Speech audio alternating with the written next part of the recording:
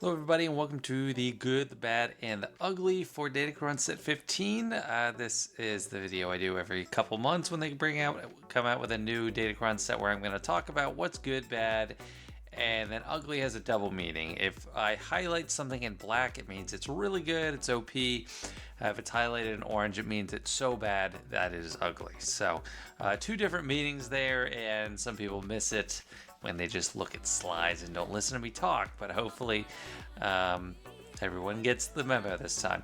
But we're going to go over stats first, then alignment, faction, and character mechanics. And I'll just say up front, this is a pretty strong set. It's not completely overwhelming to me. The stats aren't completely overwhelming, but we got amazing level 3 abilities that are just going to be pretty dominant, and then some pretty strong faction and character mechanics. So let's get into it. So first off, we get the stats, and on the left I have the good ones, and you might be surprised to see crit damage in the bad category, because I normally have it in the good category. And all these numbers are the level 7 or 8, so like the max potential roll you could have for any given stat in one roll. And crit damage has severely been nerfed. I mean, the level 7 to 8 bonus is normally 35% to 50% when you roll that one. Now it's just 15 to 25. You'd have to get maximum rolls on every single stat slot to get 100% crit damage. So I do not think that is a good stat anymore for this. They also nerfed offense. Like, it was 20 to 30%, I think, typically for like the top level. Still better than crit damage for a host of reasons. I mean, it's almost as much percentage, but that is translating into crit damage and everything else. Armor penetration is actually back up. They brought it back. It's set, I forget. Like they had a really strong armor pen set, and then they had a really weak one where they really slashed the numbers. But this time they brought them all the way back up. So I think armor penetration is going to be the best stat we can get. Crit avoidance, I think it's like a very low-key, really powerful stat. It's the only defensive stat in this set. So a lot of times in GAC, when I'm picking a cron for a team that doesn't have a applicable faction mechanic or something, I'm sorting by crit avoidance for set 13, just because it's really flexible. And then we have crit chance and accuracy. I think CG just realized that these are the most trash stats, so they like to throw it in there to incentivize rerolls. These ones are instant reroll. I mean, crit damage, I'm not going to say you got to reroll it, but it's not as enticing as it once was. And notably, there are not like we have really powerful level 3 abilities, similar to the thick crons of set 9, but unlike that set, we don't have defense percentage in the stats, so it's not quite as bad as back then, just to jog everyone's memory. Now let's look at those alignment mechanics. Starting with light side and dark side are largely the same, and as you can see, I'm showing all of them right away because I'll talk about all of them in turn. The best one by a country mile is at the start of the encounter, light side allies game, and there's the same one for dark side. 15% max health and max protection for each other light side ally. Last time this was around, it was bugged and it included the character themselves. So in 5v5 you got 75%, 3v3 you got 45%. Normally the wording of other ally does not include the present character, but if it just says for each ally without the word other, it should include the character. But if this is the same as last time, it's going to include the character itself for 5 and 3 as opposed to 4 and 2 applicable characters. So you're going to want this for every single Datacron, pretty much. Like, I think the priority for this, you level up to level 3. If it's not this for light side or dark side, you try to re-roll it. Maybe even reroll a second time, use both the 20s, and then if it's not this, you don't get either of these, the light side or dark side, you probably trash it and start over. This one is it's decent as a niche use, like just extra potency, but I can't really think of any reason to use that over this. Like, this is just so good. The really ugly one that's really terrible is whenever light side allies evade an attack, they get offense up for 1 turn. It's like very situational and very limited in scope. And then the bad one is the accuracy thing. Like, you get accuracy up, inflict evasion down. That's only good if you have dodge out there or deflection, and we don't have that in the stats. So not so great. And it's exactly the same story for dark side. It's literally all the same abilities, just light side versus dark side. and you still want all the extra health and protection. Like, every single character can make use of health and protection. Not every character is making use of potency. So it's just, you gotta go with the most applicable thing. When we had set 9, I tried to have every single Datacron with this or the light side version, and I highly recommend that for this one too. It's gonna be the dominant force in this set. And now onto the faction mechanics, starting with First Order. The best by far is this one that's roughly the size of a book, because they like to pick one unique ability for a faction each time, make that one the best one, and then there's some decent ones in there. We have the defense to offense thing. I mean, that's pretty good for damage dealing, mainly going to affect like Sith fighter, like Sith trooper, just anything that's a damage dealer on First Order. Supreme Leader Kylo Ren would benefit some from that. Same with defense penetration up and offense up. Like, those are good for damage, and then retribution is just a staple. I mean, it's just always going to be pretty good. The bad one is the stun. Like, there's not too many stuns, and then the impact is pretty low. Speed up offensive for 2 turns. I mean, it's nice, it's okay, but it's just too situational. There's only a couple stuns out there, so don't really recommend that one. Only a couple stuns in the First Order faction, that is.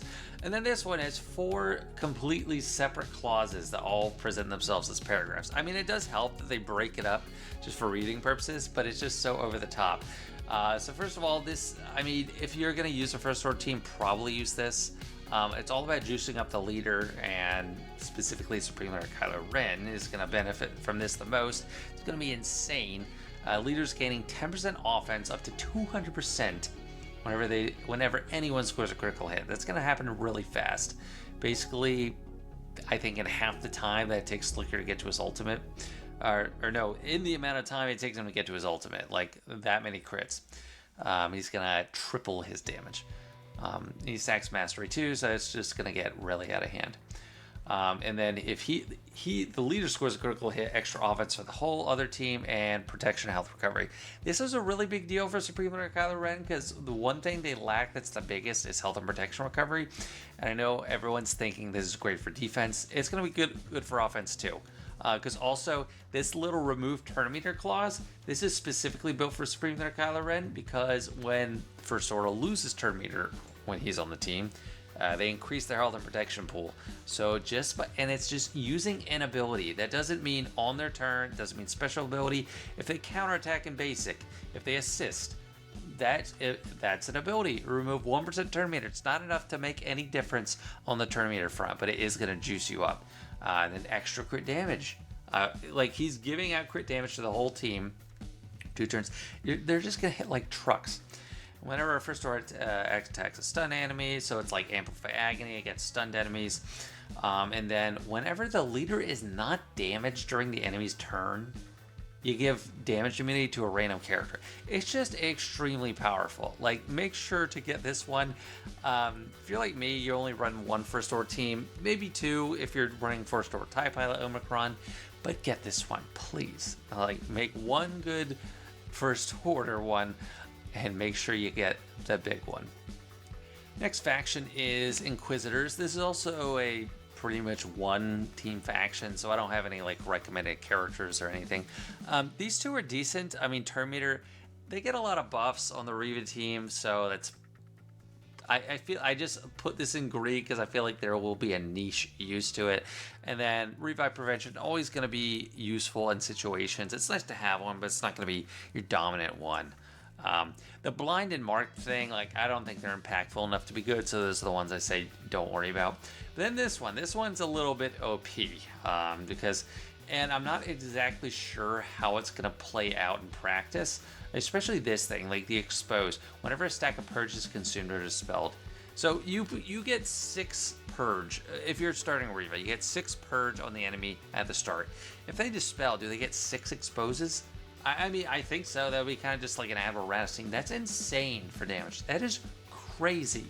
You start off on the back foot because you got all this purge. Then if you clear it off, you're going to be they're going to expose the crap at you. It's crazy. And then also a bunch of stat gains, only for 1 turn. So that's a bit of a mitigation. But it's like Riva is basically inflicting 25 purge at the beginning, Grand Inquisitor inflicting 5. So if you got 25 purge, that's plus 125% defense off its tenacity for 1 turn for Riva. So she's going to, she's going to hit like a truck there. And then whenever they attack someone with purge, you get a random assist and then inflict more purge. So it's just really strong. I mean, it could be relatively ugly, and I think the exposed thing is the biggest with these stat boosts. It's going to be interesting to see. So look out and make sure you get at least one of these for your Inquisitors. Next up, we got Gungans, and I'll just admit I'm not much of an expert on the Gungan faction. All mine are like 3-star Gear 11, haven't really used them except in the marquee events, and haven't watched too much footage on them yet. But I know the long-winded one is going to be the one you want to go for. The reason I mark this as bad compared to the others is because the whole Gungan thing is they barely have any health, it's all protection. So it's really hard to hit this threshold of 50%, because if you go from above 50% to 0, you don't proc the damage immunity at all. So definitely don't worry about that. And if you can't get this one, I don't know how hard it's going to be to reroll. I think probably the buff gain is going to be the best, just a little bit turn meter for terrain. Potency and tenacity might be good. I mean, tenacity is always strong no matter what your team, because most of the time you're going to be facing some debuffs. So situationally, if you're going against a debuff heavy team or you're really trying to lay in your own debuffs, that might be good. And then the stacking thing, I wouldn't recommend it. I just put it in green because I could see there being some use for it. And then for this, I honestly, I can't understand all the interplay of like plasma pulse shield generator, plasma shielding, shield plasma residue, like all these novel debuffs and buffs. But I know this one's going to be good. Lots of good stuff in there. Removing 100% turn meter situationally, daze, stagger, stun. Like, it's really crippling, and then it's also like got an amplify agony effect. So it's pretty clear that this one is the best for Gungans. And next we got the triumphant return of the Galactic Republic faction to Datacrons. If you hadn't been keeping track of the factions used in each Datacron set, we have not seen Galactic Republic since set 1. It hasn't happened. 14 sets. Later, we finally got it again. Of course, that first round was OP. That's when they were trying to figure out Datacrons, the irresistible stun, all that stuff. So we got this unique one that's new, and that's going to be probably the best for most Galactic Republic teams. But in general, this one, the damage reduction for over 50% turn meter, it's one we've seen a lot for a lot of different factions. It's always pretty strong. It's really annoying to deal with. If it's on defense, you know, you can kind of work your way around it. If you're on offense, the AI doesn't know anything about how to handle it. I really slurred my words there. And yeah, it's just really strong. So this, you cannot go wrong with this. I like any non-protection up related Galactic Republic teams, go for this. Ability block is also pretty useful too. In certain situations, like if you really just need to shut down one character, it's not tons of ability blocks in Galactic Republic, so it's kind of filling a need there. These two, don't mess with them. I mean, a nominal chance to remove some turn meter, and then this like health and protection recovery contingent on the enemy team doing it. So those are pretty crap. Why this one is ugly is just because protection disruption is an extremely powerful buff. I mean, these stat boosts are kind of nice. Extra accuracy, whatever. Extra counter chance and crit damage, and ignoring taunt while they have protection up. GMK, Padme, and then also Queen Amidala soon have a lot of protection up in their kits. And then think Ahsoka, there's a lot of assists going around too. So you're gonna have protection disruption on 1 by 1 of the enemy team, and that makes characters so much easier to deal with. I think protection disruption also disrupts like protection up. So that's extremely strong, and it makes it really hard to survive and really hard to deal with. Think of like if you're trying to counter JMK with JML, and all your protection on JML just goes away, and then everyone else is exposed. It's really good. It's going to be really strong. So we got two great options. Really can't go wrong with this one at all. I would try to get 2 or 3 of these. But for the rest of the Galactic Republic, you can just use this. I don't think Keller and Beck has enough protection up for this to matter, so I don't have him shown there. I would really recommend this for Keller and Beck, but only after probably set 14 expires, because we have the Keller and Beck specific one. But after that, the damage reduction is probably going to do just fine. Now moving on to the character mechanics, we're going to start with Galactic Republic and go back the way we came to First Order in the end. So I'll cover the shore ones first. The bad one, Luminar Unduli, this is the like revive one with protection over time. Rey has this now, Darth Vader had it a while ago. It's kind of like big whoop, who cares? Okay, you died, you came back, it doesn't matter. So that one's bad. I mean, if you have no other applicable character and you're using Luminara, sure, knock yourself out, but don't worry about it. Tech, extra damage based on potency percentage. Tech is a character that uses a lot of potency, and he doesn't do negligible damage with Bad Batch because of all the true damage. I think that would affect the true damage just because it's on like the attacking side, not the defense side. So that's decent. I mean, if you're running Bad Batch, you might as well. Like, there's no other competition. The Padawan Obi-Wan, I marked it as ugly mainly because, like, it's a good one. It's a lot of stacking damage and recovery and stuff like that. Foresight, it's just a lot of little things for him specifically. Why it's ugly is no one can get it. I mean, this is a whale-only Datacron. You have to, like, do the marquee, whale out on the gamble packs, get it in the first week during this marquee event. They get it, and no one else can get it. So that's kind of like... I mean, if you are doing that, like, you're having fun the game, and I actually support that. But for me, and most people watching this video, it doesn't matter. It's not going to be applicable. When you're facing it, just be wary of him hitting like a truck for single target damage, mainly. And he also has an AoE, but from what I've seen in the footage, it was more about the single targets, who was doing a lot. Padme is going to be the one more applicable for most players. I think this even opens up theory crafting for endgame players to run Padme lead again, because it has a lot to do with courage. It inflicts provoked on enemies for 1 turn. If you don't know what provoked is, you're forgiven. It's not a very common debuff. It's the red retribution looking thing where the enemy is forced to counterattack, or like counterattack. If you attack them, they counterattack, but only does 10% the normal damage, and they are taking damage from it. And also with Padme, you generate protection up from attacks out of turn, so it's generating your own protection up. And whenever an enemy attacks a non-GL, so anyone except JMK, that has protection up, the damage is reduced to 1 and the attacking enemy is exposed. So not only do they do nothing, they are also just hurting themselves, and you're egging on all those attacks out of turn with a provoked. Padme is recovering a lot extra when Galactic Republic allies recover health and protection, and then whenever, and they're specifying non-GL Galactic Republic ally, whenever they resist a debuff, you gain extra courage, and then extra protection up, which is going to turn into courage and tenacity up. So it's leading a lot more into the courage, a lot more into the protection up. So it's going to be interesting.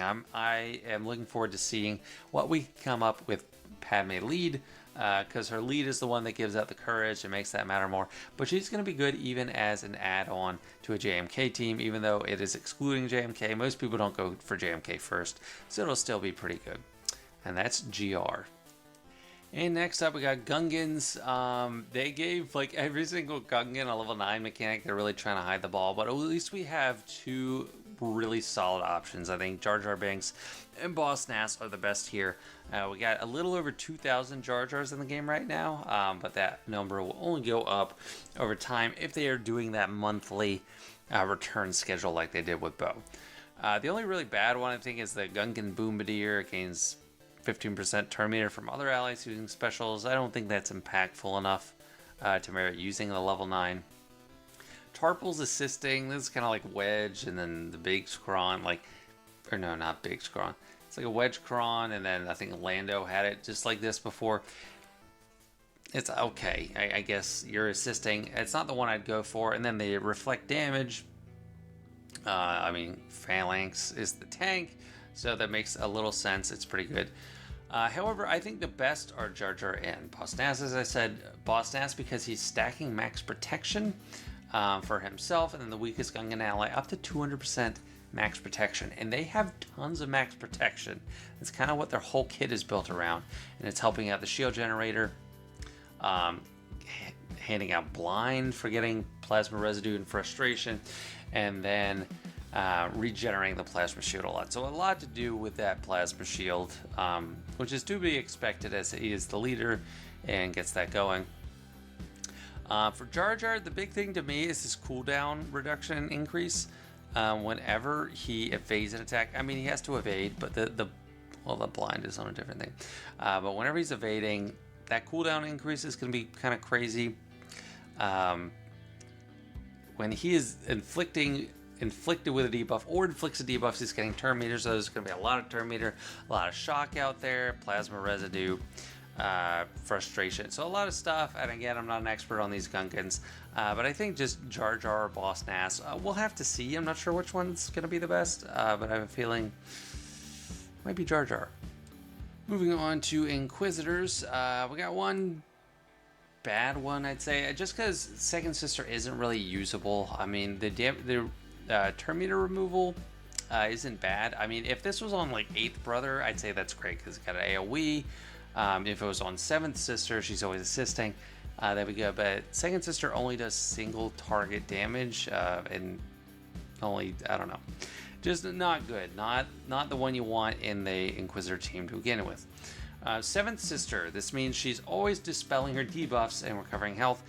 Basically, it's just great for her to never have debuffs because she's going to be able to heal people up. She's taking a lot of turns, cycling through his cooldowns, so it's decent. And Reva is actually not the best one in the Inquisitors for this set.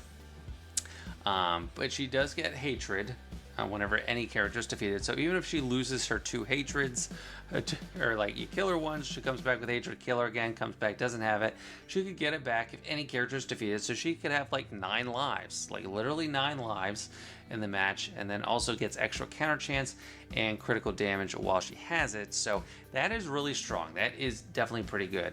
And then this is really niche. All Inquisitor allies with taunt, dispel debuffs, then recover max health protection and gain 20 speed. So that's really just her and 9th Sister. Usually you don't run 9th Sister, but you're probably going to want to with Reva this time, just because this 9th Sister Datacron is crazy, if for no other reason than this. And this reminds me of the Dragon Datacron, but the way it's written, it doesn't seem like it's a one-turn thing. It says at the start of the encounter, all Inquisitor allies have 200% max health and are immune to ability block. With Drogon, that expired after they took their first turn. If that is the case, that's not quite as amazing. But if they just permanently have 200% health, ridiculous. And then she deals 20% bonus true damage based on her max health. So that's pretty nice. And then she has like these sacrifice mechanics on her. However, if it is not how it's written, if it's something that just expires after a turn, probably not going to be the best. But if this is a persistent effect, that's what makes it just amazing, just from the sheer amount of max health.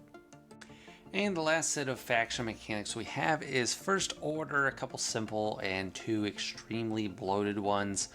First off, Captain Phasma, I'm impressed. There's rarely a Datacron level 9 that's just 1 line of text long. So hats off to CG for actually doing that. However, I don't think it's good. I mean, whenever an enemy's stunned, Phasma takes a bonus turn. That seems nice, but it's not a super stun heavy faction. And this is only really going to come into play when you're doing Phasma Lee, because that's the only time she's really that usable, in my opinion. So I think you skip it. And then First Order Stormtrooper, it's basically a lot more durability, and it gives some offense, some firepower to the leader, 50% armor pen and offense. But other than that, and like juices them up with some crit damage over time. Other than that, it's just a lot of durability. So it's good, but I'm not going to say it's the best one to go with.